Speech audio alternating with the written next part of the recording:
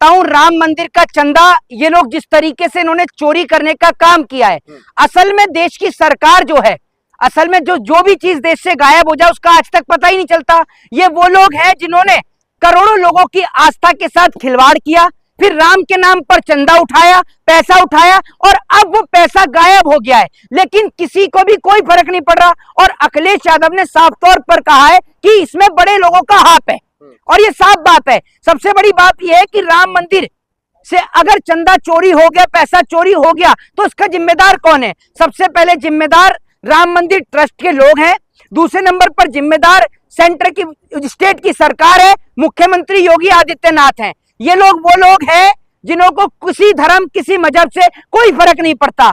एक प्रधानमंत्री जो देश का, नीरव मोदी जो देश का करोड़ों रुपए लेके भाग गया, आज तक प्रधानमंत्री उसको नहीं लेकर आ पाए। एक और राम मंदिर का पैसा चोरी हो गया, वो पता नहीं चला। अभी एक मंदिर का सोना चोरी हो गया था, वो पता नहीं चला। तो भगवान के नाम पर लोगों को ठगने का काम कर रहे हैं। इनका एजेंडा फिक्स है, देश में हिंदू मुसलमान करो, देश की जनता का पागल बनाओ और हर जगह से पैसा बटोर बटोर के गायब करते रहो। और ये लोग जो अपने आप को हिंदू बताते हैं, ये कहीं से कोई हिंदू नहीं है भैया। अगर ये हिंदू होते तो पहली बात तो ये है कि गाय को राष्ट्रीय पशु घोषित करते, ना ये गाय को राष्ट्रीय पशु घोषित कर रहे। और वहीं माता है हमारी पशु, जी आप पशु बोल रहे हैं। पहले मेरी बात सुन लीजिए, पहले मेरी बात सुन लीजिए। माता है तो एक बात आप मुझे बताइए कि भाजपा के अंधभक्ति होते होंगे ऐसे जो अपनी माता को सड़क पर छोड़ देते हैं, समझ रहे हैं? हम लोग तो अपनी माता को सड़क पर नहीं छोड़ते। और आप भी जो है खुल करके सामने आ गए हैं, जो चंदा चोरी हुआ है उसको आप किस तरीके से देख रहे हैं? शंकराचार्य, ये वो लोग हैं जिन्होंने शंकराचार्य को स्नान नहीं करने दिया। ये तो वो लोग हैं जिन्होंने शंकराचार्य के लोगों को पिटवाने का काम किया। आप शंकराचार्य की बात कर रहे हैं, ये लोग शंकराचार्य को मानते हैं। वो शंकराचार्य जब तक शंकराचार्य थे, जब तक अडानी अंबानी उनके पैर छू रहे थे, उनको अपने घर पर बुला रहे थे। जिस दिन से शंकराचार्य ने भाजपा के खिलाफ बोलना शुरू किया, उस दिन से ये लोग उनको शंकराचार्य मानते ही नहीं है। आप किस शंकराचार्य की बात कर रहे हैं भैया? शंकराचार्य तो इस देश का सम्मान होते हैं, धर्म का सम्मान होते हैं। योगी जी पर भरोसा रखिए, एक एक पर कार्रवाई हो। पहली बात तो ये है कि अब आप उनका नाम योगी लेना बंद कर दीजिए। क्या लें? उनका नाम अजय सिंह बिष्ट लें। योगी का मतलब क्या है भाई? क्या मतलब है योगी का? जिस आदमी ने साधु महात्मा का सब कुछ छोड़ दिया। और मैं तो ये कहता हूं उनको भगवा वस्त्र का भी त्याग करना चाहिए। आपने पहले इनकी फोटो तस्वीरें देखी होंगी विधानसभा और सदन की, कैसे बढ़िया कपड़े पहनकर रहते थे।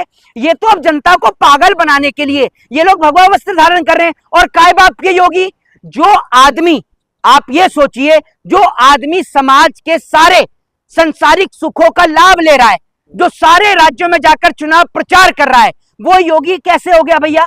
वो योगी कैसे हो गया? वो साधु कैसे हो गया? और बड़ी बात यह है कि अगर ये साधु हैं तो मुख्यमंत्री की कुर्सी त्यागे, मंदिर में जाके बैठे। आज तक तो मैंने इनको कोई पूजा पाठ करते हुए देखा नहीं है। योगी आदित्यनाथ जो है इसी बीच जो है काफी ज्यादा एग्रेसिव है। आज ये कह रहे थे कि जितने भी ये गुंडे हैं, ये सपाई वाले, समाजवादी वाले, अगर उनसे नहीं संभल रहे तो मेरे हवाले कर दें। एक बात, अरे मेरी बात सुन लीजिए, भाजपा से बड़ा देश में कोई गुंडा है? योगी आदित्यनाथ से पूछो, जब आपकी पार्टी के लोग सड़क को गंदा करते हैं, धाकड़ जैसे लोग, वो आपसे सीधे नहीं हो रहे। आपकी पार्टी का बलात्कारी एमएलए कुलदीप सिंह सेंगर, वो आपसे सीधा नहीं हो रहा है। और आप सीधा करने की बात करें, आपकी पार्टी के अंदर, सुन लीजिए, आपकी पार्टी के अंदर कई नेता ऐसे हैं जिनके ऊपर संगीन धाराओं में आपराधिक मुकदमे चल रहे हैं, वो आपसे सीधे हो गए। और आप कौन सा दूध के धुले हैं? आपके ऊपर खुद मुकदमे चल रहे थे। और आपका गृह मंत्री कौन सा दूध का धुला है? वो तो तड़ी पार था। आप आपस में ही पहले सीधे हो जाओ, उसके बाद आप जनता को सीधा करना। आएंगे बाबा के रडार पे है क्या? बाबा के रडार पे आप भी आएंगे। पहली बात तो ये है कि बाबा के साथ में आप भी आ जाना उनकी चेला छपाटी करने के लिए, समझ गए? हम कोई क्रिमिनल नहीं है, हम कोई चोर डकैत अपराधी नहीं है, समझ गए आप? और ना हम सरकार की चापलूसी करते। बाबा की रडार पर एक बात आप मुझे बताइए, पहले तो बाबा ही आपके सवाल का जवाब दे दें।